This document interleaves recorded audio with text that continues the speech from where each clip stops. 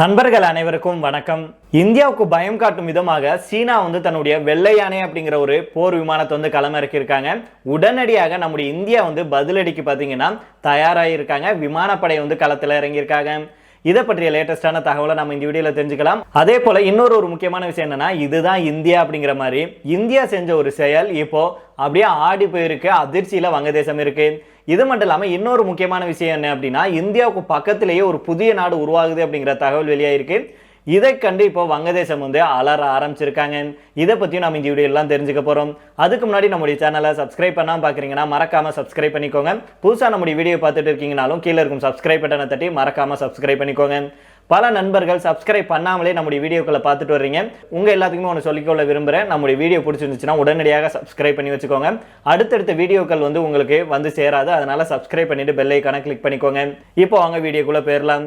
சீனா பார்த்தீங்கன்னா வெள்ளை யானை அப்படின்னு சொல்லப்படுகிற 6th ஜெனரேஷன் இருக்குல்ல, 6ஆம் தலைமுறை போர் விமானம், இதை உருவாக்கி இருக்கு.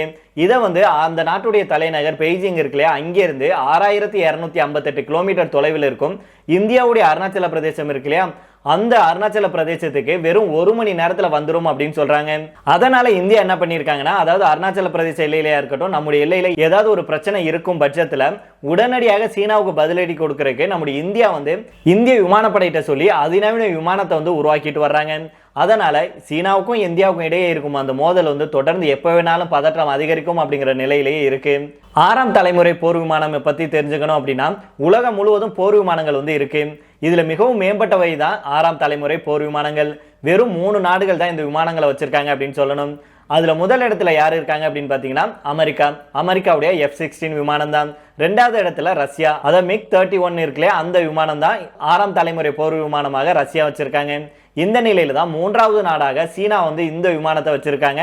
இதனுடைய பேர் என்னன்னா சென்குடு J-36 அப்படின்னு சொல்லப்படுது. இந்த விமானம் மணிக்கு 3000 கிலோமீட்டர் வேகத்துல பாயும் அப்படின்னு சொல்லப்படுது. மேலும் இந்த விமானம் இப்ப பறக்குது. ஏதாவது ஒரு தாக்குதல் நடத்துறதுக்கு சீனாவே ஏவி விடுது அப்படின்னா, இது பறக்கும் அந்த திசையில, அதாவது தனக்கு எதிராக தன் பக்கத்துல என்ன இருக்கோ எல்லாத்தையுமே தவிடுபொடியாக்கிரும் அப்படின்னு சொல்றாங்க. மேலும் இந்த போர் விமானத்தை சீனா செல்லமாக வெள்ளை யானை அப்படின்னு சொல்றாங்க. மேலும் இந்த விமானத்தை இதுவரைக்கும் சீனா பொது வெளியில அறிமுகப்படுத்தினதே கிடையாது. ஆனா இந்த விமானத்தை சோதனை செஞ்சு பார்த்ததற்கான ஆதாரங்கள் இருப்பதாக இப்போ தகவல் நமக்கு கிடைச்சிருக்கு.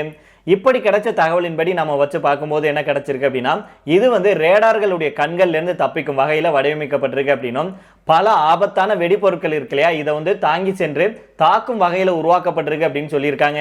இந்தியாவுடைய வடகிழக்கு பகுதிகள் இருக்குல்ல, அருணாச்சல பிரதேசம், சிக்கிம் உள்ளிட்ட மாநிலங்கள், இந்த மாநிலங்கள்ல குறிப்பிட்ட சில பகுதிகளை சீனா தொடர்ந்து எங்களுடைய பகுதி அப்படின்னு சொல்லி சொந்தம் கொண்டாடிட்டு வருது. இதுக்கு இந்தியா மறுப்பும் தெரிவிச்சுட்டு வர்றாங்க. மேலும் எல்லை பகிர்வு விஷயத்துல இந்தியா பேச்சுவார்த்தையை தீவிரப்படுத்தி இருக்காங்க. சூழல் இப்படி இருக்கையில எதுக்காக 6ஆம் தலைமுறை விமானத்தை சீனா உருவாக்க வேண்டும் அப்படிங்கிற கேள்வி நம்ம எல்லாத்துக்குமே எழலாம். ஒருவேளை இந்தியாவுடனான பஞ்சாயத்தை வன்முறை மொழியில பேசி தீர்த்து கொள்ள சீனா விரும்புகிறதோ அப்படிங்கன்னு சர்வதேச அரசியல் வல்லுநர்கள் இப்போ கேள்வியை எழுப்பியிருக்காங்க. இந்த நிலையில தான் சீனாவுடைய ராணுவ வளர்ச்சிக்கு சவால் விடும் வகையில தன்னுடைய 5ஆம் தலைமுறை போர் விமானத்தை உருவாக்கும் முயற்சியில இந்திய விமானப்படை தீவிரமாக இறங்கியிருக்காங்க.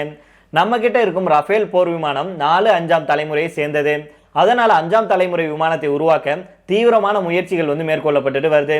இதுக்காக பாத்தீங்கன்னா 15,000 கோடி ரூபாய் ஒதுக்கப்பட்டிருக்கு.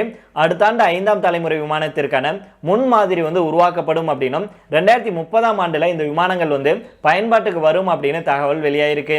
சீனாவுடைய ராணுவத்தோட நம்ம ஒப்பிடும்போது இந்தியா கொஞ்சம் பின்தங்கி தான் இருக்கு.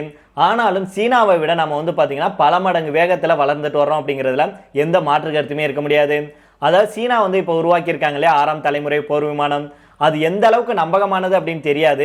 ஏன் அப்படின்னா அமெரிக்கா மற்றும் ரஷ்யா தன்னுடைய விமானங்களை பொது வெளியில அறிமுகப்படுத்திட்டாங்க.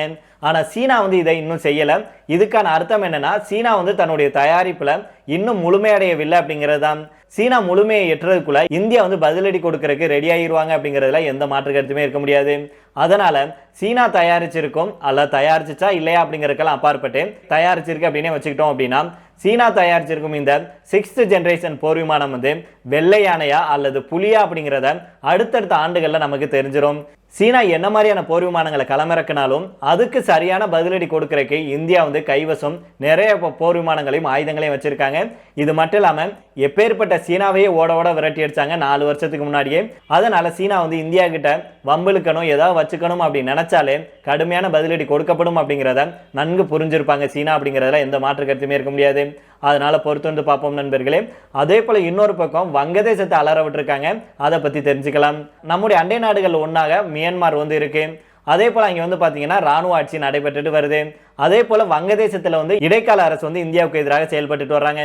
இப்படிப்பட்ட நிலையில தான் மியான்மர்ல நடக்கும் ராணுவ ஆட்சிக்கு எதிராகவும் வங்கதேசத்துல இப்ப இடைக்கால அரசு இருக்கு இல்லையா, இவங்களை தீவிரமாக எதிர்த்துட்டு வரும் அரக்கன் ஆர்மி ஒரு முக்கியமான ஒரு சம்பவத்தை செஞ்சிருக்காங்க. அதாவது நம்முடைய நாட்டுக்கு பக்கத்துல புதிதாக இன்னொரு நாட்டை உருவாக்க முயற்சி செஞ்சுட்டு வர்றாங்க அப்படிங்கிற தகவல் வெளியாயிருக்கு. இப்போ இது வெளியாகி இப்போ பரபரப்பை கிளப்பி இருக்கு. கடந்த சில நாட்களாக நாம அதிகம் கேள்விப்பட்டிருக்கும் ஒரு வார்த்தை எது அப்படின்னா அரக்கன் ஆர்மி தான். இந்த அரக்கன் ஆர்மி மியான்மரை மையப்படுத்தி செயல்பட்டு வர்றாங்க. மேலும் வங்கதேசத்துடைய சில பகுதிகளையும் கைப்பற்றி விட்டதாக பரபரப்பான தகவலும் வெளியாச்சு. இதன் அடுத்த கட்டமாக தான் தற்போது இன்னொரு திடுக்கிட வைக்கும் தகவல் நமக்கு கிடைச்சிருக்கு. அதாவது அரக்கன் ஆர்மி வந்து சுயாட்சியை நடத்தும் வகையில் தனி நாடாக உருவாக்க திட்டமிட்டிருக்காங்க அப்படிங்கிறது தான். இது நடக்கும் பட்சத்தில் நம்முடைய நாட்டுக்கு பக்கத்திலேயே ஒரு புதிய நாடு உருவாகும் அப்படின்னு சொல்லப்படுது. அதாவது நம்முடைய அண்டை நாடுகள் ஒன்று மியான்மர். இங்கே கடந்த 2020ஆம் ஆண்டு பார்த்தீங்கன்னா நாடாளுமன்ற தேர்தல் நடந்துச்சு. இதில் ஆங் சான் சூச்சி அப்படிங்கிறவரு உங்க எல்லாத்துக்குமே ஞாபகம் இருக்கும். அவருடைய கட்சி தான் வந்து வெற்றி பெற்றாங்க. ஆனால் தேர்தலில் வந்து முறைகேடு இருக்கு அப்படின்னு சொல்லி அவருக்கு எதிராக வழக்கு தொடர்ந்து அவரை வந்து ஜெயிலில் பிடிச்சி அடைச்சிருந்தாங்க. அதுக்கப்புறமா பார்த்தீங்கன்னா ராணுவ புரட்சி மியான்மரில் ஏற்பட்டு இப்போ ராணுவம் தான் இங்கே ஆட்சியை நடத்திட்டு வர்றாங்க. மேலும் இந்த ராணுவ ஆட்சியை வந்து ஜுண்டா அரசு அப்படின்னு சொல்றாங்க. ஜுண்டா அரசு அப்படிங்கிறது மக்களால் தேர்வு செய்யப்பட்ட ஆட்சிக்கு பதில் ராணுவம் ஆட்சி புரிவதை குறிக்கும். இந்த ராணுவ ஆட்சிக்கு எதிராக மியான்மர்ல பல்வேறு அமைப்பினர் வந்து தொடர்ந்து போராட்டங்களை நடத்திட்டு வர்றாங்க. கிளர்ச்சி படைகள் பலவும் உருவாகி இருக்கு. அதுல ஒண்ணுதான் இந்த அரக்கன் ஆர்மி. அதாவது அரக்கன் ஆர்மி அப்படிங்கிறது ஒரு கிளர்ச்சி படையாகும். இந்த அரக்கன் ஆர்மி வந்து மியான்மர்ல இருக்கும் ULA அப்படிங்கிற, அதாவது யுனைடெட் லீக் ஆஃப் அரக்கன் அப்படிங்கிற அரசியல் கட்சியின் ஒரு பகுதியாக ராணுவ பிரிவு போல் செயல்பட்டு வருது. இவங்க வந்து மியான்மர்ல வசிக்கிறாங்களே புத்த மக்கள், இவங்களுடைய உரிமையை வந்து நிலைநாட்டுவதை நோக்கமாக வச்சிருக்காங்க. குறிப்பாக மியான்மருடைய மேற்கு பகுதியில் இருக்கும் ராக்கைன் மாநிலத்துல பிராந்திய சுயாட்சியை வந்து கொண்டு வரும் முயற்சியில செயல்பட்டு வர்றாங்க. இதனுடைய உள்ளர்த்தம் என்ன அப்படின்னு நம்ம தெரிஞ்சுக்கிட்டோம் அப்படின்னா, மியான்மருடைய ஒரு பகுதியாக ராக்கைன் மாநிலம் இருந்தாலும் அதனுடைய செயல்பாடு அப்படிங்கிறது தனித்தே இருக்கும். அதே போல ராக்கைன் மாநிலத்தில் வசிக்கும் மக்களுக்கு ஏற்ப சில முக்கியமான முடிவுகளை மாற்றிக்கொள்ளும் அதிகாரம் வந்து இருக்கு.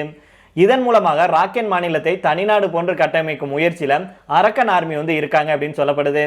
இது மட்டும் இல்லாமல் மியான்மர்ல தற்போது ராணுவ ஆட்சி தான் நடந்துட்டு வருது. இதனால ராணுவத்துக்கு எதிராக இந்த அரக்கன் ஆர்மி செயல்பட்டு வர்றாங்க. ராணுவத்துடைய கட்டுப்பாட்டில் இருக்கும் ஒவ்வொரு பகுதிகளை தன்வசப்படுத்தியபடியே அரக்கன் ஆர்மி முன்னேறிட்டும் வருது அப்படின்னு சொல்லப்படுது. அந்த வகையில தான் தற்போது ரக்கைன் மாநிலத்துடைய பெரும்பாலான பகுதி அரக்கன் ஆர்மி கட்டுப்பாட்டுக்குள்ள கொண்டு வந்திருக்காங்க. இந்த மாநிலம் அப்படிங்கிறது மியான்மர் வங்கதேசத்துடைய எல்லையில தான் அமைஞ்சிருக்கு. இதுதான் தற்போது இந்தியா வங்கதேசம் உள்பட பல நாடுகளுடைய கவனத்தை ஈர்த்திருக்கு. கடந்த 2021ஆம் ஆண்டு வரைக்கும் அமைதியாக இருந்த அரக்கன் ஆர்மி அதுக்கப்புறம் ராணுவ புரட்சிக்கு எதிராக தீவிரமாக செயல்பட தொடங்கியிருக்கு. குறிப்பாக 1.5 ஆண்டுகள்ல மியான்மர் ராணுவத்துக்கு எதிராக உள்நாட்டு போரில் ஈடுபட்டு ரக்கைன் மாவட்டத்தை முழுவதுமாக தன்வசப்படுத்தியிருக்காங்க அப்படின்னு தான் சொல்லணும். இதுல பல்வேறு முக்கிய நகரங்கள் ராணுவ தளங்களும் அடங்கும். இந்த வாரத்துல கூட ராணுவத்துடைய மேற்கு கட்டுப்பாடு இடத்தை அரக்கன் ஆர்மி வந்து கைப்பற்றி இருக்காங்க. இதன் மூலமாக ஒரே வருஷத்துல 2 முக்கிய ராணுவ கட்டுப்பாட்டு மையங்களை இந்த அரக்கன் ஆர்மி வந்து அபகரிச்சிருக்கு. இந்த அரக்கன் ஆர்மி மற்றும் அதன் அரசியல் கட்சியான ULA அப்படின்னு சொல்லப்படுகிற யுனைடெட் லீக் ஆஃப் அரக்கன் ஆகியவற்றுடைய முக்கிய நோக்கமே ரக்கைனை மையப்படுத்தி சுயாட்சி செய்யும் வகையில தனி பிராந்தியத்தை உருவாக்குவதுதான். அங்கே இருக்கும் புத்த மதத்தை சேர்ந்த மக்கள் மற்றும் முஸ்லிம்களை இணைத்து தனி சாம்ராஜ்யத்தை உருவாக்க திட்டமிட்டிருக்காங்க. தற்போது ரக்கைன் மாநிலத்தை பெருமளவுல அரக்கன் ஆர்மி கைப்பற்றி இருக்கிறதுனால விரைவில் அது வந்து மியான்மருடைய சப்நேஷனல் அட்மினிஸ்ட்ரேட்டிவ் டிவிஷன் ஆஃப் எ கண்ட்ரியாக உருவாகிறதா அப்படிங்கிற கேள்வி வந்து எழுந்திருக்கு பலருக்கும். இந்த நிலையில தான் ரக்கைன் மாநிலத்துல முஸ்லிம்களையும், அதாவது ரோஹிங்கியா முஸ்லிம்கள் இருக்காங்களே அந்த மக்களையும் சேர்த்து தனிநாட்டை உருவாக்க அரக்கன் ஆர்மி சார்பில் தெரிவிக்கப்பட்டிருக்கு. இருந்தாலும் இது எந்த அளவுக்கு சாத்தியம் அப்படிங்கிறது தெரியல. ஏன் அப்படின்னா ரோஹிங்கியா முஸ்லிம்களுக்கும் அரக்கன் ஆர்மிக்கும் கூட ஆகாத நிலை தான் இருக்கு. அதாவது கடந்த 2017 ரோஹிங்கியா முஸ்லிம்கள் மேல மியான்மர் ராணுவம் வந்து அடக்குமுறையை கையாள்வதற்கு முன்னாடி அரக்கன் ஆர்மி ரோஹிங்கியா முஸ்லிம்கள் மேல தாக்குதல் நடத்திய வரலாறுகள் இருக்கு. இதனால அரக்கன் ஆர்மியை நம்பி ரோஹிங்கியா முஸ்லிம்கள் வந்து வங்கதேசத்திலிருந்து ராக்கைன் மாநிலத்துக்கு வருவாங்களா அப்படிங்கிறது கேள்விக்குறியாக இருக்கு. ஆனாலும் அரக்கன் ஆர்மி எடுத்திருக்கும் இந்த முன்னெடுப்பு வங்கதேசத்துக்கு ஒரு மிகப்பெரிய அதிர்ச்சியையும் ஒரு மிகப்பெரிய பீதியையும் கிளப்பியிருக்கு அப்படின்னு சொல்லப்படுது. இதே வேளையில இந்தியா வந்து சொன்னதை செஞ்சிருக்காங்க அப்படின்னு சொல்லப்படுது. சொன்னதை செஞ்சதை கேட்டு இப்போ வங்கதேசம் வந்து ஆடி போயிருக்கு. இது கொஞ்சம் நம்ம 2 நாளைக்கு முன்னாடியே பேச வேண்டிய வீடியோ, இருந்தாலும் நமக்கு டைம் கிடைக்கல அப்படிங்கிறதுனால பேசல நண்பர்களே. இப்போ அதை நம்ம பேசிடலாம். மோதலுக்கு நடுவே நம் நாட்டிடம் அரிசி கேட்டு வங்கதேசம் வந்து கெஞ்சினாங்க. இந்த நிலையில தான் முதல் கட்டமாக நம்முடைய நாட்டிலேருந்து பார்த்தீங்கன்னா வங்கதேசத்துக்கு 27,000 டன் அரிசி வந்து அனுப்பி வைக்கப்பட்டிருக்கு. ஏற்கனவே 2 லட்சம் டன் அரிசிக்கு போடப்பட்ட ஒப்பந்தத்தின் அடிப்படையில் இந்த அரிசி வந்து வழங்கப்பட்டிருக்கு. என்னதான் இந்தியாவை வந்து வங்கதேசம் வந்து அதாவது இடைக்கால அரசு வந்து இந்தியாவுக்கு எதிராக செயல்பட்டு வந்தோம், இந்துக்கள் மேல தாக்குதல் நடத்தியும் இந்தியாவுக்கு எதிரான செயல்பாடுகளில் ஈடுபட்டு வந்தாலும் அதே வேளையில இன்னொரு பக்கம் உணவுக்காக நம்முடைய நாட்டை நம்பி தான் இவங்க இருக்காங்க. இப்போது வங்கதேசம் நம் நாட்டிடம் உதவி கேட்டுக்கிட்டு வருது. அதாவது வங்கதேசத்துல தற்போது நிதி நெருக்கடியோடு சமீபத்திய வெள்ளத்தினால விவசாயம் வந்து பெரிதும் பாதிக்கப்பட்டிருக்கு அப்படின்னு சொல்லப்படுது. இதனால இங்க வந்து பாத்தீங்கன்னா அரிசிக்கு தட்டுப்பாடு ஏற்படும் நிலை உருவாகியிருக்கு. வங்கதேசத்தை பொறுத்த வரைக்கும் அரசு சார்பில் உணவு தானியங்களை வந்து பொதுமக்களுக்கு கொடுக்கும் திட்டம் வந்து இருக்கு. இந்த திட்டத்துக்காக தான் வங்கதேசம் நம் நாட்டிடம் அரிசி வந்து கேட்டிருக்காங்க. இந்த நிலையில தான் நம்முடைய நாட்டிலிருந்து பாத்தீங்கன்னா முதல் கட்டமாக 27,000 டன் அரிசியை வந்து வங்கதேசத்துக்கு அனுப்பி வச்சிருக்காங்க. கப்பல் மூலம் நம் நாட்டிலிருந்து அரிசி வந்து வங்கதேசத்துடைய சிட்டாகாங் துறைமுகம் இருக்குல்ல, அங்கே வந்து கொண்டு செல்லப்பட்டிருக்கு. இது தொடர்பாக வங்கதேசத்தை சேர்ந்த அதிகாரி ஒருவர் என்ன சொல்லியிருக்கிறார்னா, வங்கதேசத்தில் வந்து இப்போ அரிசிக்கு தட்டுப்பாடு இல்லை, இருந்தாலும் சமீபத்திய வெள்ளம் காரணமாக வரும் காலத்தில் அரிசி தட்டுப்பாடு வந்து ஏற்பட்டுவிடக் கூடாது அப்படிங்கறக்காக தான் நாங்கள் இந்த இறக்குமதியை செய்ய முடிவு செஞ்சிருக்கிறோம். வங்கதேசத்துடைய இடைக்கால அரசு இந்த 2 லட்சம் டன் அரிசியை கூடுதலாக இன்னும் 1 லட்சம் டன் அரிசியை டெண்டர் மூலமாக இந்தியாவிலிருந்து இறக்குமதி செய்யும். இந்த டெண்டர் ஒப்பந்தம் வங்கதேசம் மற்றும் இந்திய அரசுக்கு இடையே மேற்கொள்ளப்படும் அப்படின்னு அவர் சொல்லியிருக்கிறாரு. மேலும் மியான்மர் நாட்டு அரசுடன் 1 லட்சம் டன் அரிசிக்கு ஒப்பந்தம் செய்யப்பட்டிருக்கு. வியட்நாம் மற்றும் பாகிஸ்தான் உள்ளிட்ட நாடுகளில் இருந்தும் அரிசியை இறக்குமதி செய்ய பேச்சுவார்த்தை நடத்தப்பட்டு வருது அப்படின்னு வங்கதேசம் வந்து சொல்லியிருக்காங்க. அதே போல தனியார் இறக்குமதியாளர்கள் சார்பில் 1.6 மில்லியன் டன் அளவுக்கு இந்தியாவிலிருந்து அரிசி இறக்குமதி செய்ய வங்கதேச அரசிடம் அனுமதி பெற்றிருக்காங்க. வங்கதேசத்தை பொறுத்த வரைக்கும் தற்போது அரிசி விலையை நிலையாக வைத்துக் கொள்ள அனைத்து வரிகளுக்கும் திரும்ப பெறப்பட்டிருக்கு. அது மட்டும் இல்லாமல் வங்கதேசம் அதிக அளவுல இந்தியாவிலிருந்து தான் அரிசியை வந்து அதிகமாக பெற்றுட்டு வர்றாங்க. தனியார் நிறுவனங்களிடம் இருந்து 0 இறக்குமதி வரியுடன் இந்த அரிசியை தனியார் நிறுவனங்கள் கொடுத்துட்டு வர்றாங்க. வங்கதேசம் நம் நாட்டுடன் மோதிட்டு வருது. இதனால இந்த ஒப்பந்தங்களை நம்முடைய நாடு நினைச்சாங்கன்னா ரத்து செய்ய முடியும். ஆனா அப்படி எதுவும் செய்யாம மனிதாபிமான அடிப்படையிலையும் அண்டை நாடு அப்படிங்கிற நட்பிலையும் அரிசி ஏற்றுமதியை செஞ்சுட்டு வர்றாங்க. அது மட்டும் இல்லாமல் வங்கதேசத்தை வந்து நம்முடைய நாட்டுடன் ஒப்பிடும்போது மக்கள் தொகை, இராணுவம் உள்ளிட்டவற்றில் மிகவும் பின்தங்கி இருக்கு. இருந்தாலும் மோதலை விரும்பாம நட்பு ரீதியாகவே நாம செல்றோம். அதோடு மட்டும் தொடர்ந்து வங்கதேசத்துடன் சேர்ந்து செயல்பட தான் நம்முடைய மத்திய அரசு வந்து விரும்புறாங்க. இது பற்றி வங்கதேசத்துக்கான இந்திய தூதர் பிரணய் குமார் அவர்கள் வந்து என்ன சொல்றாருன்னா, கடந்த ஆகஸ்ட் 5ஆம் தேதிக்கு பிறகு வங்கதேசத்துல மாற்றம் நடந்துச்சு.